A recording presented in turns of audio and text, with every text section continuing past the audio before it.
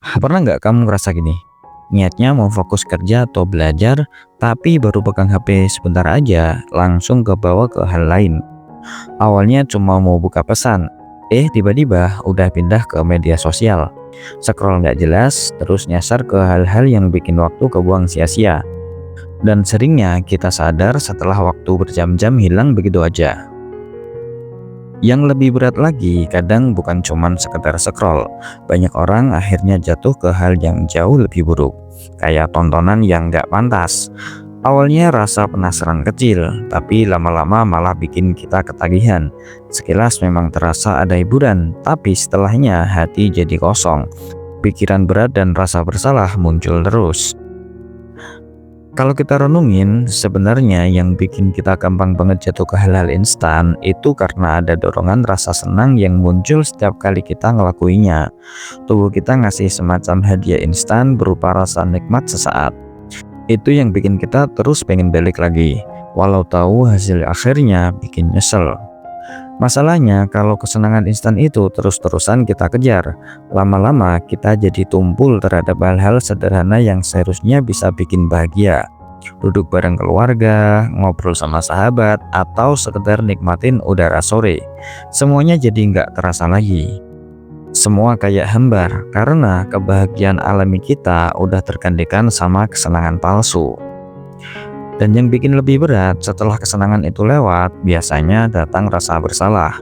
Kita tahu hal itu nggak benar, tapi entah kenapa sulit banget buat berhenti. Hati jadi terasa kotor, ibadah pun sering terasa berat. Bahkan buat sekedar fokus sholat pun jadi nggak tenang. Kalau diingat-ingat, Islam dari dulu udah ngajarin kita buat jaga pandangan. Bukan karena Allah mau ngebatesin, tapi karena Allah tahu bahayanya buat hati kita. Dan ternyata sekarang penelitian modern soal dopamin justru ngasih bukti ilmiah kalau hal-hal instan memang bisa ngerusak keseimbangan dalam diri kita. Bahaya pornografi itu nggak berhenti di rasa dosa aja. Secara psikologis, otak jadi terbiasa banjir rasa nikmat semu.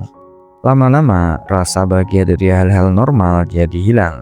Kita nggak lagi bisa ngerasain indahnya kebersamaan atau tenangnya ibadah, karena otak udah terbiasa cari rangsangan yang lebih ekstrim.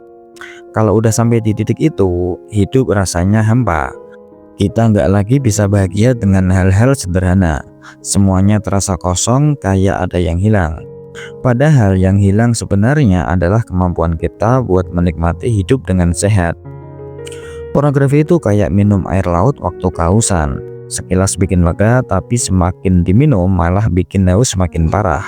Semakin kita kejar, semakin kita terikat, dan semakin jauh dari kebahagiaan yang sebenarnya kita butuhkan. Aku ngomong gini bukan buat ngejudge siapapun. Aku tahu semua orang punya ujian masing-masing. Tapi aku pengen ngajak kita sama-sama sadar kalau kebiasaan ini dibiarkan bisa nyuri banyak hal berharga dari hidup kita. Waktu kita, fokus kita, bahkan kebahagiaan kita pelan-pelan hilang tanpa terasa.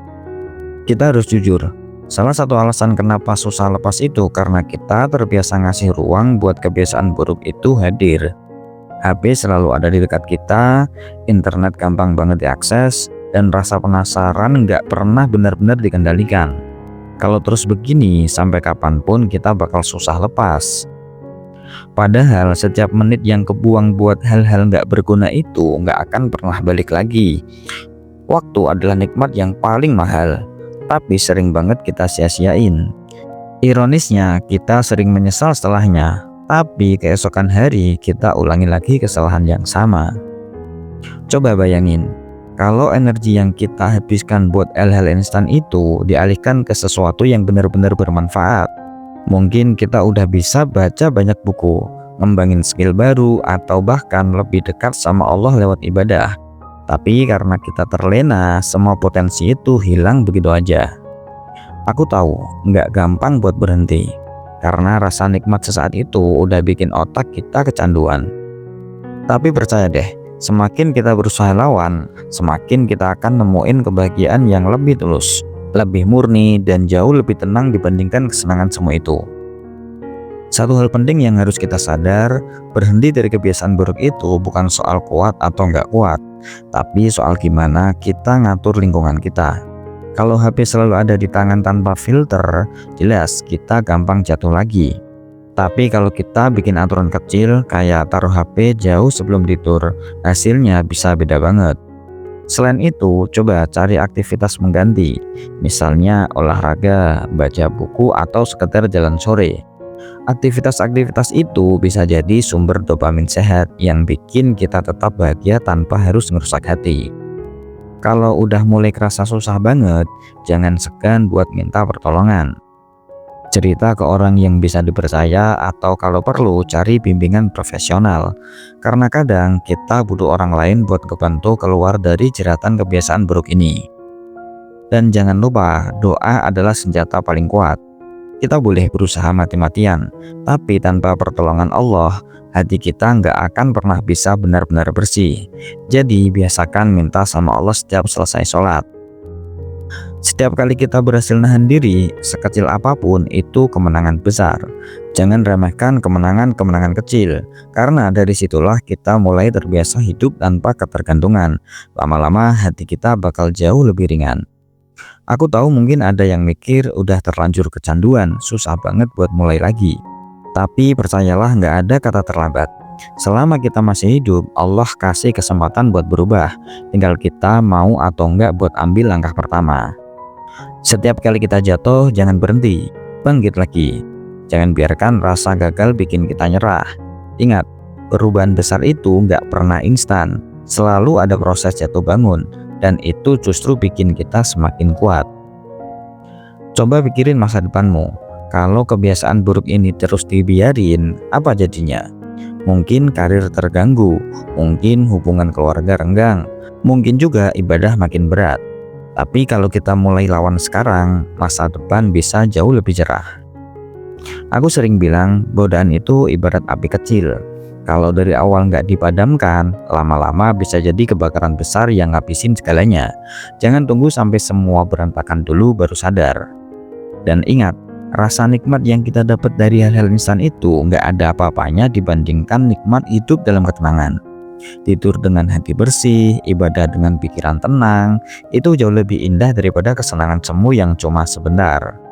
Kalau kamu lagi ngerasa berat sekarang, itu wajar. Jangan pernah minder. Semua orang punya ujiannya masing-masing. Yang penting jangan pernah berhenti berusaha. Karena Allah gak lihat seberapa sering kita jatuh, tapi seberapa besar kita mau terus bangkit. Ingat juga, hidup ini singkat. Kita nggak pernah tahu kapan ajal datang. Jangan sampai waktu kita habis cuma buat hal-hal yang bikin rugi. Lebih baik isi dengan sesuatu yang bisa bikin kita bangga ketika menghadap Allah. Kalau hari ini kita bisa mulai berubah, sekecil apapun langkahnya, itu udah jadi kemenangan. Jangan tunggu besok, karena besok belum tentu ada. Mulai dari sekarang, mulai dari detik ini. Dan satu hal yang aku pengen kamu ingat baik-baik, kamu nggak sendirian. Banyak orang yang juga berjuang lawan hal yang sama. Jadi jangan merasa kamu paling buruk. Kita semua sedang belajar buat jadi lebih baik. Jangan remehkan dirimu. Kamu jauh lebih kuat dari yang kamu kira. Asal kamu mau melangkah, insya Allah pintu keluar selalu ada. Tinggal kita mau atau enggak buat nyari jalan itu. Kalau kamu merasa narasi ini bermanfaat, coba sebarkan ke teman-temanmu juga. Supaya kita bisa sama-sama saling mengingatkan, saling menguatkan, dan gak terjebak lagi di hal-hal yang bikin waktu kita terbuang sia-sia. Jangan lupa tinggalkan komentar, like, dan subscribe supaya aku bisa terus temenin kamu di perjalanan menjadi pribadi yang lebih baik.